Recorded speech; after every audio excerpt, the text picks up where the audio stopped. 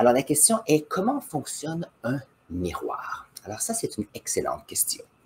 Un miroir permet de pouvoir, ici, de pouvoir réfléchir la lumière.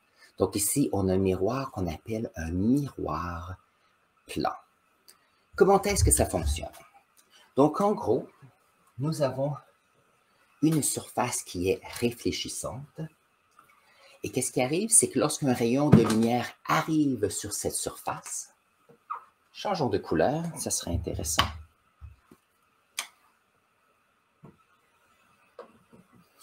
Il y a certaines propriétés des surfaces réfléchissantes qui sont intéressantes. Alors, lorsqu'un rayon arrive sur un miroir qui est plan, on a ce qu'on appelle une réflexion.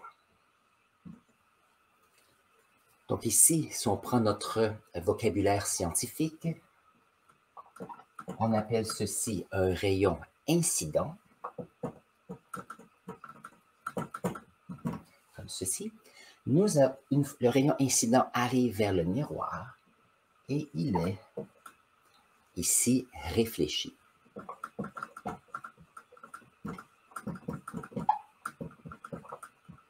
Un rayon réfléchi comme ceci, voilà. Maintenant, ce qui est intéressant, c'est qu'on peut utiliser la symétrie ainsi que la géométrie pour nous aider. Donc ici, j'ai mis une flèche qu'on appelle la normale. Et la raison pourquoi je donne le vocabulaire, c'est que ça va nous donner la chance d'avoir le vocabulaire pour parler de ce sujet. Lorsqu'on a un rayon qui est incident, il va être réfléchi. Ça, on le sait. Mais ce qui est intéressant, c'est qu'il y a un angle ici et un angle qui est là. Et chose intéressante, c'est que l'angle qu'on appelle d'incidence, donc le rayon incident a un angle d'incidence, le rayon sera réfléchi avec un angle de réflexion. Maintenant, si on regarde ici, je ne sais pas, donc on peut voir mon visage sur le miroir ici. Ça veut dire que la lumière part de mon visage, va sur le miroir et est réfléchie pour aller vers vous. Ici, j'ai fait un rayon. Maintenant, si nous avons plusieurs rayons, nous avons plusieurs normales. Donc ici, la normale, elle est perpendiculaire. Donc si j'ai plusieurs rayons, qu'est-ce qui arrive? C'est qu'ils ont le même principe. Donc nous avons un rayon qui arrive à ce point-ci et qui sera réfléchi. Si on prend un autre rayon, il sera réfléchi. Alors, qu'est-ce qui arrive? C'est qu'il y a toujours un point de référence sur la surface réfléchissante. Ça veut dire que si nous avons, par exemple, ici, un arbre qui est là, nous allons avoir un arbre qui sera réfléchi. Donc, l'idée, c'est ce qu'on appelle une réflexion de la lumière. Maintenant, ça fonctionne bien lorsque nous avons un miroir qui est plan. Maintenant, il arrive qu'on peut avoir un autre miroir ici. Si on regarde, mon visage est différent maintenant. Et la raison, c'est qu'on peut avoir des miroirs qui peuvent être courbés. Donc, si on change la courbure d'un miroir, on peut se retrouver avec une réflexion de la lumière qui est différente. Alors, voyons voir si je peux montrer l'exemple.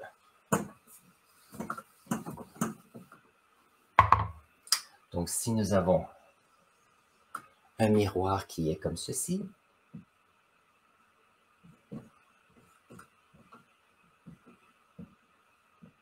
nous avons des normales qui sont perpendiculaires. Ça veut dire que lorsqu'on a des rayons, donc un rayon qui arrive comme ceci, il sera réfléchi comme cela. Mais si un rayon arrive de façon parallèle au premier, avec les rayons de réflexion, on peut voir que ces rayons réfléchis ici ou ici sont dans différentes directions. Donc, si on a un rayon qui arrive ici, donc un troisième, celui-ci a un autre angle complètement. Alors, qu'est-ce qui arrive? C'est que si moi j'ai un arbre qui est ici, derrière, c'est comme s'il était diffus.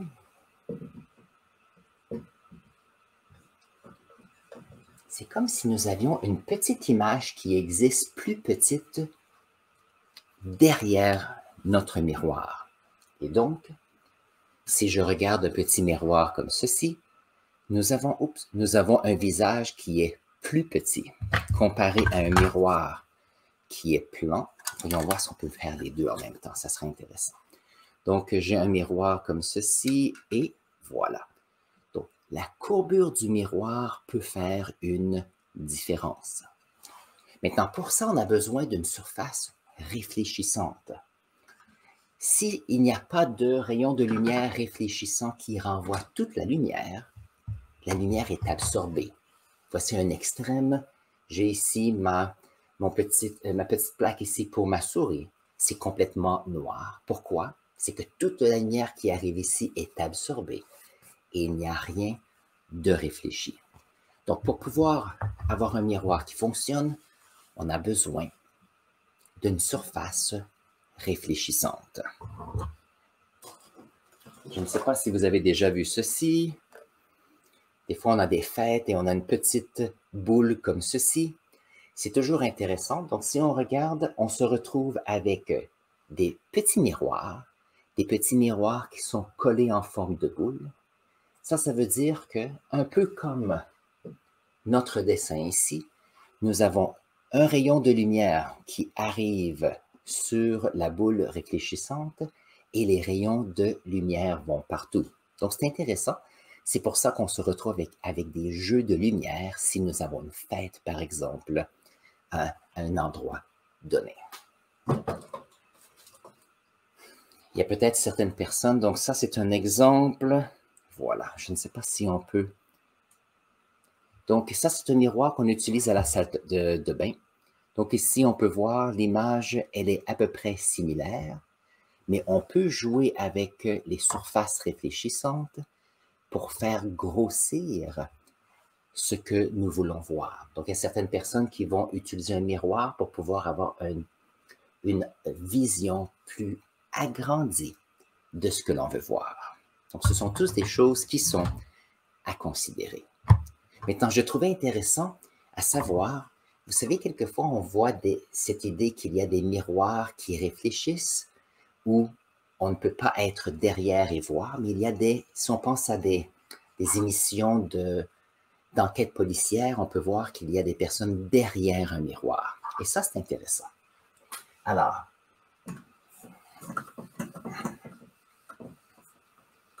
voyons voir. C'est toujours une question de lumière. Donc, si nous avons, disons que c'est le jour, et nous avons une maison comme ceci. Si c'est le jour et il y a le soleil, il y a beaucoup de clarté à l'extérieur, donc les rayons vont être réfléchis ici. Donc, si on regarde une maison, on a tendance à voir que la maison a une fenêtre et on ne peut pas voir à l'intérieur. Le soir, par exemple, qu'est-ce qui arrive? C'est que nous avons la lune, comme ceci. Bon, c'est pas très bon, hein? Voilà. Nous avons la lune, mais il y a plus de clarté à l'intérieur de la maison, comme ceci. Et qu'est-ce qui arrive? C'est que puisqu'il y a de la clarté derrière, on peut voir la lumière qui vient de l'intérieur de la maison qui va vers l'extérieur. Et c'est pour ça que le soir, on peut voir très bien ce qui se passe dans une maison. Donc, l'idée ici, c'est qu'on doit mettre des rideaux ou des parois. Oh, voyons voir, on a de la difficulté avec le focus sur ici, faisons un reset. Voilà. On peut voir facilement dans la maison, mais pour un peu une vie privée, il faut mettre des rideaux. Très bien. Alors, c'est toujours une question de où se trouve la lumière. Donc, si nous avons ici un miroir, comme ceci, et que nous avons une table ici, comme ceci, il y a une interrogation qui se fait ici, et qu'est-ce qui arrive, c'est qu'il y a beaucoup de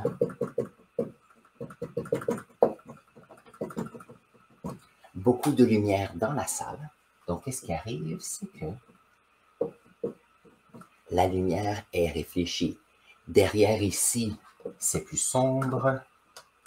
Et qu'est-ce qui arrive, c'est qu'ici, il peut y avoir des personnes qui peuvent regarder une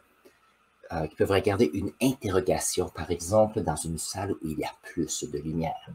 Un peu du même principe que je mentionnais tout à l'heure. Donc, l'idée, c'est une surface réfléchissante. Bien sûr, on peut jouer avec les miroirs. Donc, par exemple, si vous avez un vélo, sur les roues de vélo, vous avez souvent des petites plaques de plastique qui vont réfléchir la lumière le soir. Ça, c'est pour votre sécurité. Mais ces petites plaques, si vous regardez de près, ce sont des petites surfaces qui sont inégales. Par contre, la lumière qui arrive d'une voiture va être réfléchie vers eux directement. Je vais vous montrer ça.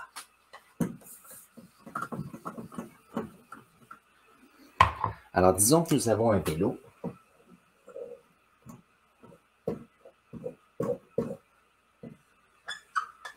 Et qu'il y a une petite plaque ici.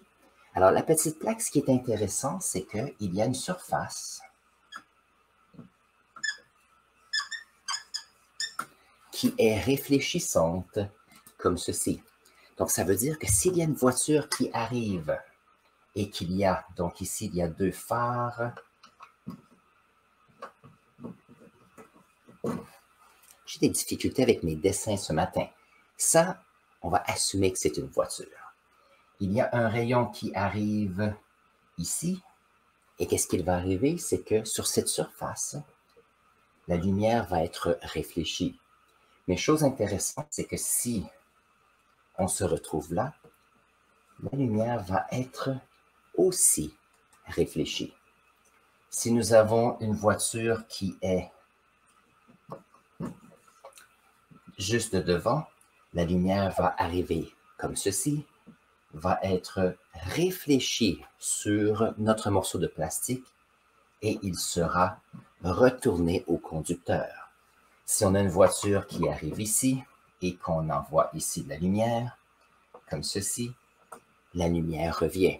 Donc, la surface ici est utilisée.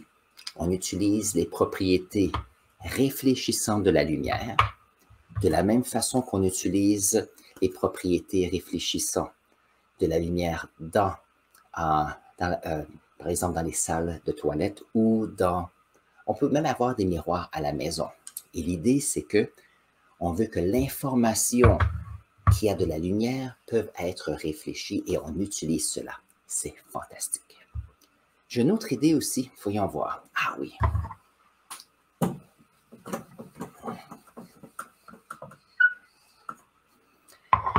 Je vais vous donner des exemples des projecteurs d'images, si on est en classe ou si on est à la maison. Moi, je me rappelle, j'avais un tableau ici réfléchissant. Il y avait quelques années, nous avions des projecteurs, des écrans, et